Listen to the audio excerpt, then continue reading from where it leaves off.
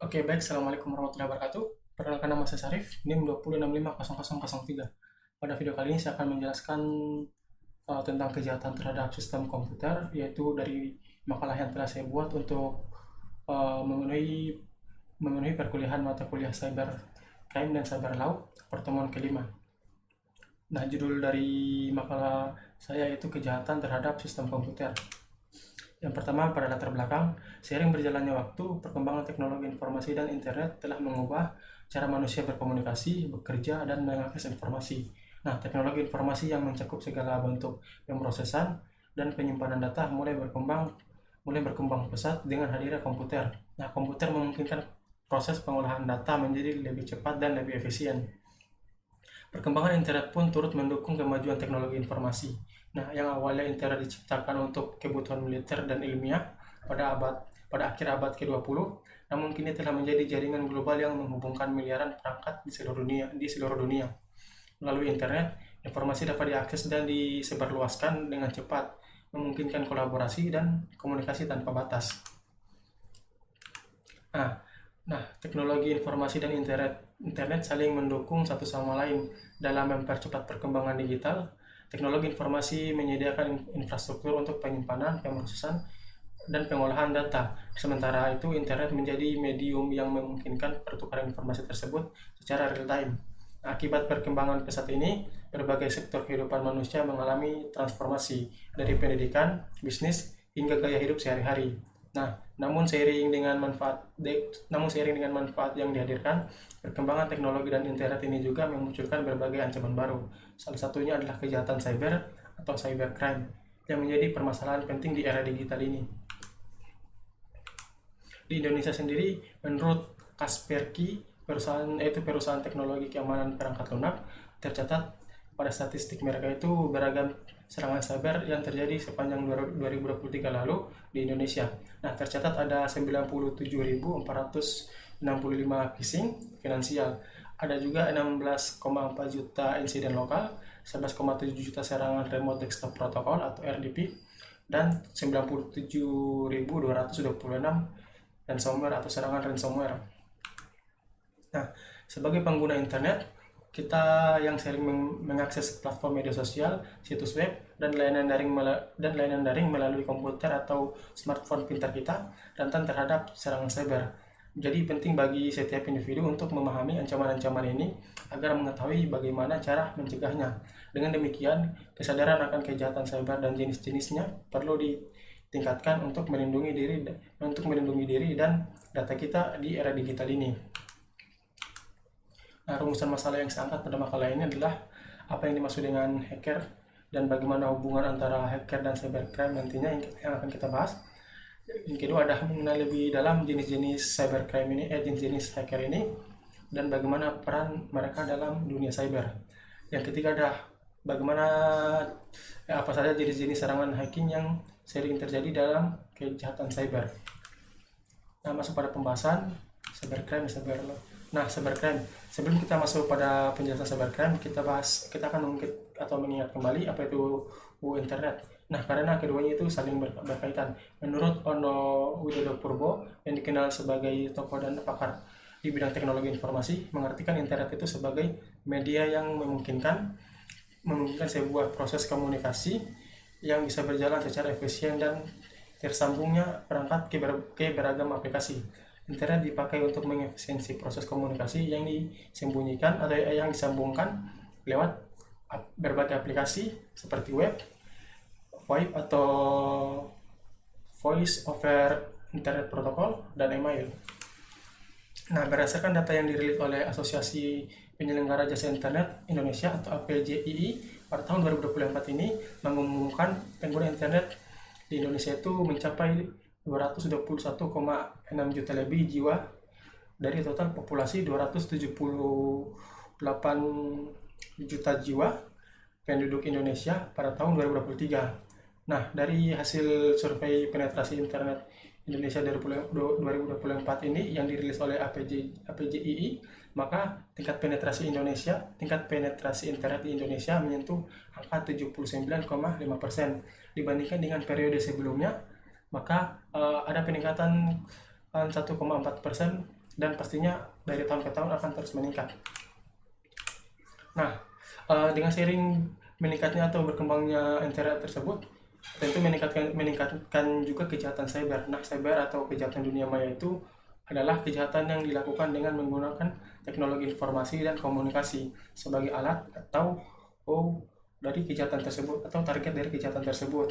Nah, cybercrime menurut the United States Department of Justice, computer crime adalah tindakan ilegal apapun yang memerlukan pengetahuan tentang teknologi komputer untuk perbuatan jahat, penyidikan ataupun penuntutan. Nah, hacker seperti yang diketahui, cybercrime atau kejahatan dunia maya adalah tindakan ilegal yang memanfaatkan keahlian atau pengetahuan tentang teknologi di komputer itu. Nah, tentu ada pelaku di balik kejahatan cybercrime ini, baik itu individu maupun organisasi. Nah, orang-orang ini sering disebut peretas atau hacker. Nah, hacker adalah orang yang memiliki kemampuan untuk menerobos sistem keamanan komputer atau jaringan komputer dengan skill pemrograman yang memadai. Tujuan hacker itu dalam meretas terbilang bervariasi, mulai dari menguji sistem keamanan sampai pada tindak kriminal yang merugikan pihak-pihak tertentu. Umumnya, hacker mengincar dan mencari celah keamanan website yang dimiliki pemerintahan, perusahaan besar, perbankan, lembaga keuangan, ataupun sebagainya. Nah, seperti yang disebutkan sebelumnya, hacker selamanya tidak identik dengan kejahatan cyber. Ada juga hacker yang memang ditugaskan untuk menguji sistem keamanan data tertentu, seperti pekerjaan cyber security, yaitu menjaga data perusahaan tetap aman dari virus maupun para penjahat yang ingin mencuri data perusahaan atau organisasi. Nah, kita masuk pada jenis-jenis hacker dan perannya. Nah, seperti yang kita ketahui tadi, hacker itu terbagi menjadi bermacam-macam tergantung dari jenisnya. Yang pertama adalah black hat. Black hat sendiri adalah hacker yang paling dikenal dan perlu diwaspadai, mengingat hacker jenis ini adalah penjahat cyber yang membobol sistem komputer dengan niatan jahat atau kriminal. Nah, umumnya mereka itu melakukan tindakan ilegal untuk mencapai tujuannya. Mereka mempunyai pengetahuan dan keterampilan teknik yang canggih untuk mencari celah keamanan cyber. Nah, itulah yang membuat mereka mampu untuk melancarkan serangan ini. Nah, black hat sendiri itu mencari kelemahan dalam sebuah sistem komputer untuk dieksploitasi dan memperoleh keuntungan finansial dan tujuan kriminal lainnya. Hacker ini bisa membahayakan individu, organisasi, atau perusahaan dengan cara mencuri data pribadi, membahayakan seluruh sistem komputer yang ada, atau bisa juga mengubah jaringan komputer tersebut atau jaringan penting tersebut. Yang kedua ada white hat. Nah, jenis hacker ini atau black hat hacker ini adalah peretas yang memakai keahliannya untuk menguji dan mengevaluasi kelemahan dari sebuah sistem. Nah, dengan begitu keamanan sistem tersebut dapat ditingkatkan lagi. Nah, seperti namanya, hacker ini melakukan peretasan secara etis. Hacker ini juga memang diberi otoritas atau kewenangan untuk menemukan kelemahan sebuah sistem sebelum para peretas jahat itu melakukan dan merusak keamanan sistem. Nah, mereka juga melaporkan semua penemuan mereka kepada pihak terkait. Selain itu, hacker ini juga bertugas memperbaiki kelemahan yang ditemukan agar tidak terjadi serangan eksternal atau pelanggaran data. Nah, umumnya jasa hacker ini digunakan oleh pemerintah ataupun bisnis besar. Dengan kata lain, motif dari hacker white ini adalah membantu bisnis atau pemerintah untuk mencegah serangan cyber.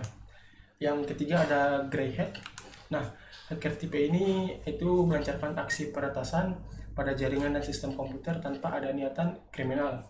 Mereka itu melakukan tindakan itu sebatas hanya iseng atau bersenang-senang. Bahkan tidak jarang mereka memberitahu para pemilik jaringan dan sistem yang terkait itu, memberitahu mereka titik-titik lemah yang mereka temukan. Sayangnya tidak semua grey hat ini melaksanakan aksinya itu secara legal. Mereka cenderung melakukan aktivitas peretasan tanpa izin dari pemiliknya atau tanpa izin pemilik perusahaan tersebut. Nah, Walaupun mereka tidak mencoba untuk menyebabkan bahaya, terkadang mereka sengaja meretas sebuah sistem dan hanya mau memperbaikinya jika perusahaan tersebut memberi imbalan. Nah, tipe-tipe serangan hacker yang sering dipakai atau umum dipakai, yang pertama ada malware. Nah, malware ini adalah tipe serangan cyber yang paling umum. Malware ini mengacu pada virus perangkat lunak seperti ransomware, spyware, worm, adware, dan trojan, atau banyak jenis perangkat lunak berbahaya lainnya. Nah, malware ini melakukan patching data melalui kelemahan jaringan. Serangan ini dapat masuk ke sistem aplikasi ataupun website melalui aplikasi, file, atau website yang biasa orang-orang buka. Ya, misalnya mengklik tautan atau link tertentu dan otomatis aplikasi tersebut akan terinstall atau malware tersebut akan terinstall, dan hacker biasanya menyisipkan malware itu ke dalam aplikasi-aplikasi dibacakan seperti itu. Yang berikutnya ada phishing. Nah, phishing adalah pencurian data yang dilakukan oleh hacker. Caranya itu hacker mengelabui korban agar mendapatkan data secara sukarela. Data yang dicuri bisa berupa data akun, data pribadi, sampai data finansial. Nah, tindakan phishing ini bisa berupa email phishing, website phishing. Nah, hacker ini membuat tampilan website sangat mirip dengan aslinya sehingga korban dapat terkecoh. Nah, begitu pula pada email phishing, hacker juga membuat email penipuan untuk menjerat korbannya. Tipe serangan berikutnya adalah DDoS atau Distributed Denial of Service. Nah, serangan ini merupakan ancaman bagi website yang tidak bisa dianggap sepele. Di sini hacker menargetkan sistem server atau jaringan yang dengan cara membanjiri trafik pada server website tersebut sampai server tersebut itu overload. Nah, hal ini mengakibatkan server harus melayani permintaan yang berlebihan dan mengakibatkan website tersebut itu melambat, bahkan bisa mati ataupun website tersebut itu bisa lumpuh. Yang berikutnya adalah serangan drive-by. Serangan ini sebenarnya masih ada kaitannya dengan serangan malware. Biasanya serangan ini dipakai untuk melakukan serangan malware. Nah, dalam serangan ini, hacker biasanya menyematkan kode berbahaya ke situs web yang tidak aman. Saat pengguna mengunjungi website tersebut, secara otomatis skrip dieksekusi di komputer mereka lalu terinfeksi seperti itu. Nah, disebut drive-by sebetulnya berasal dari fakta bahwa korban hanya perlu drive-by atau website dengan mengunjunginya untuk terinfeksi. Dengan kata lain, para korban ini tidak perlu mengklik apapun di situs tersebut atau memasukkan informasi apapun. Ini jenis serangan yang cukup rumit juga untuk dipahami. Nah, berikutnya tipe-tipe serangan hacker yang lainnya adalah credential errors. Nah,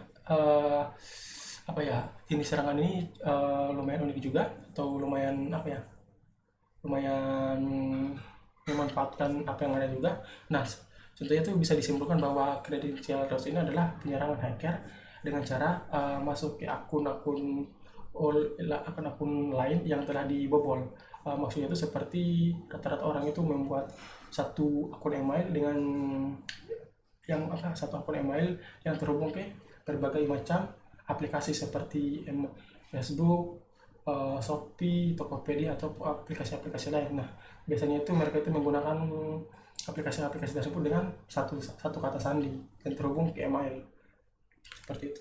Nah, kesimpulan dari hasil pembahasan dalam makalah ini dapat disimpulkan bahwa cybercrime atau kejahatan dunia maya terus berkembang dengan seiring dan meningkatnya perkembangan atau penggunaan internet, khususnya di Indonesia. Berdasarkan data terbaru dari APJII, penetrasi internet di Indonesia semakin tinggi dan hal ini meningkatkan potensi kejahatan cyber. Nah, fenomena ini melibatkan aktor-aktor dengan keterampilan tinggi dalam bidang teknologi yang dikenal sebagai hacker. Nah, hacker ini dapat dikelompokkan menjadi beberapa jenis berdasarkan tujuan dan metode mereka, seperti black hat, white hat, dan grey hat. Nah, jenis serangannya pun itu sering dijumpai seperti malware, phishing, DDoS, SQL injection, dan untuk menunjukkan bahwa sistem komputer dan data sangat rentan terhadap serangan apabila tidak dilengkapi dengan langkah-langkah pencegahan yang memadai. Maka pemahaman akan berbagai ancaman serta jenis hacker menjadi sangat penting untuk membantu individu maupun organisasi dalam melindungi data dan informasi mereka dari ancaman kejahatan cyber ini. Sarannya yang pertama adalah meningkatkan literasi keamanan cyber. Penting untuk meningkatkan literasi masyarakat mengenai keamanan cyber ini. Pemerintah dan institusi pendidikan harus terus mengadakan pelatihan dan kampanye tentang bagaimana melindungi diri dari dunia maya. Yang berikutnya adalah memperkuat sistem keamanan. Perusahaan atau organisasi sebaiknya terus memperbarui dan memperkuat sistem keamanan mereka. Menggunakan bantuan dari white hack ini atau profesional keamanan cyber dapat membantu dalam mengidentifikasi kecelakaan keamanan sebelum dimanfaatkan oleh para peretas-peretas jahat. Yang ketiga adalah pemanfaatan teknologi pencegahan yang lebih canggih, seperti firewall, antivirus, dan sistem keamanan yang berbasis AI mungkin terus dikembangkan dan diterapkan. Penggunaan teknologi ini dapat dibantu dalam deteksi dini dan pencegahan serangan cyber semakin kompleks. Nah, selain itu juga metode autentifikasi